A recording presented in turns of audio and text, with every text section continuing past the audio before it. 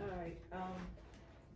So when I had been praying before, and I felt like I wanted to do the work of the Lord, but I didn't know where to serve. So when Reverend Moses asked me to lead one of the group, I was like, I don't know. But since I was praying and asking God for a place to serve, and as I told Reverend Moses, I can't say the Lord told me to do it, but I am going to go forward and take on this role and ask Him to lead me as I do it. But one thing that happened is when, for me, as I was doing my research, I wanted to get familiar with the story of Abigail.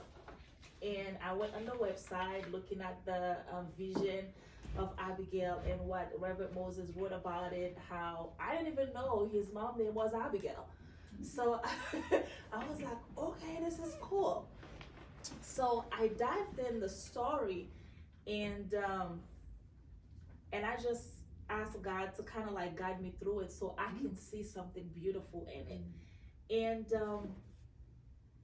I love Abigail. Oh, I love me some Abigail.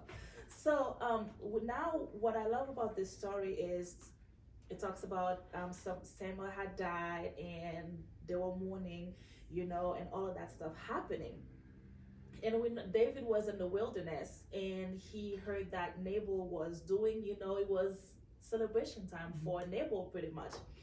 And so he's like, listen, this man wasn't with us and we took care of him. Just go ahead and just tell him to kind of like pay us back for the goodness we had done. And it was so surprising when he went there, Nabal talked to him the way that he did. But I love the role that Abigail played in this story because I'm trying to picture it. And I see that Abigail, this woman, the servants who then went to Abigail. And I'm like, they had to know that they couldn't speak to Nabal. They had to know that they could speak to Abigail because with everything that just happened, they had just witnessed it. They know if I speak to Abigail, she can do something about it. And so there he went I'm gonna pretend it's a he, okay? So there he went, he told Abigail of what just happened. Listen, Abigail, like, the servants came and Nabal turned him down, like, we in trouble. You gotta do something and you gotta do it now. I gotta add my own little spice to it, So then Abigail, when Abigail heard that, Abigail knew she had to do something. So then she told her servants, go ahead and I'll follow you. Because go ahead and I'll follow you because I want you to go ahead of me while I get everything together. And then the scriptures start telling us what she got together. And it says from verse 18, it says, Abigail acted quickly. She took 200 loaves of bread, 2 skins of wine, 5 dressed sheep, 5 sacks of grain, 100 cakes of raisin, and 200 cakes of pressed figs. And it's just painting this picture and describing everything that Abigail went. Now, by then, David's men had already made it back to town, like explaining to David, listen, this is what happened. You told us to go, we thought we were gonna go bring back some goodies, but we're back empty-handed, man. So then David was angry. David was angry. David felt like he was paid evil for good. And even in our lives as Christians, in our daily lives, we have been so good to certain people. We take time, we care for others, and what do? They turn around and stab us in the back. And at times we get to take it personal, or feelings get in the way, anger rise up, and for those of us who deal with insecurities and all of that thing rise up, and then we tend to act out of that anger, from that place of hurt, from that place of pain. And so then now, David was like, listen, I don't like the way this man treated us. I'm about to go and battle. So David go ahead and put on his stripe and just say, okay, take 200 men and say, let's go on a battle. And here comes Abigail. I'm trying to think of a woman that Abigail must have been.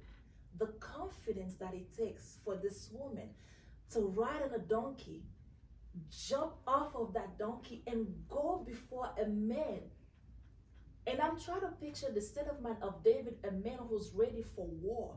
Like his mindset, his emotion and energy, like the anger for this one woman to stop one man and 200 soldiers with him. I was like, this is dope. Like us, Abigail, and the scriptures even tell us that even though she was a woman of good qualities, she still had a husband that was wicked. And the servants had noticed that. They were aware of that, which is why they didn't go to him. They didn't try to reason with him. They didn't try to change his mind, but instead they go to the one person that they know they can have access to. And for Abigail to drop herself at David's feet and bless him. Oh, and bless him and bless them. And I thought that was cool. Now, one thing the Bible didn't say, and I don't think I should add that to it, but I really think from David asking Abigail to be his wife, I think David got a little feeling for Abigail then. And so, to me, and I look at the story, I allow myself to close my eyes and kind of like picture everything. And I said, Lord, where are the Abigails of this season? Where are the Abigails of this century? How do we get them? How do we have them believe in themselves? How do we empower them? How do we make them believe that no matter what their circumstances could be, that God can still use them? How do we let them know, listen, Abigail, stop a battle. Abigail praises, blessed David, and David in return blessed her. Where are the Abigail of this generation? And I think for us, being that we've been given this platform, that's what we're looking for. Our broken Abigails. Or Abigails that doesn't know the power that God has placed within them. So we can empower them and let them know, listen, you got this. God has already placed all of that within you. And at any point, when the time comes, you will act according to the wisdom of the Lord, and you will step into the will of God. So that's pretty much all I have today. That was really great. That was great. Thank you. Because I struggled with it because of her going against her husband. You know, that's a difficult thing to do because he's taking care of her. And that's why so many women don't disobey their husbands. They're either going to beat them or they have to leave them. And how are they going to get by?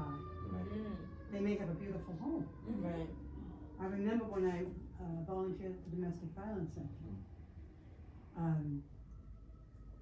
when I was taking the lessons, the director said, you know, you would not believe the people who beat their wives. And wives beat husbands and domestic partners.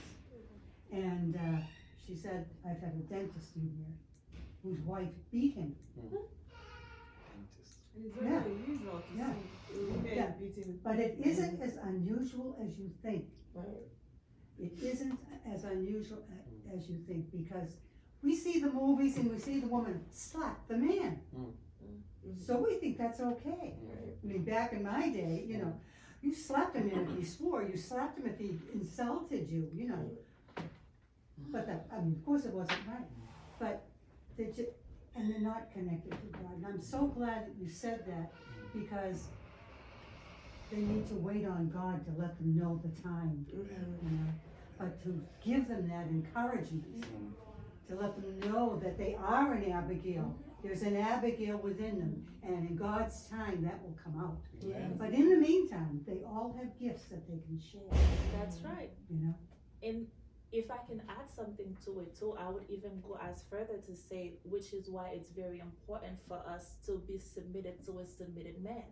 Because often in the word submitted is a word that a lot of us women we afraid of. Mhm. Because when we hear submission, we hear control, we hear forgiving who we are, we hear all of that.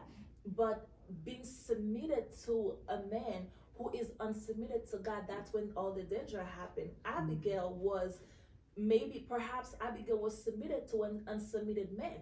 But Abigail was first submitted to God. And because she was, God was able to speak to her at that time and say, listen, I need you to do this for me. And somehow, and when you put all the story together, even David himself, when he talked to Abigail, he says, God has sent you to stop me from doing this. So David was aware that it was God that used Abigail to meet with him to stop what was about to happen, because he was about to avenge his own self. Now, she does end up marrying David. Of Yeah, course. Okay, I just wanted to make sure. Yeah, we're gonna get there. Good. We're gonna get there. But I want us to take in the story. Yes. Take in the story, and what are you hearing? And can you stop that and study? What are you hearing from every corner? That is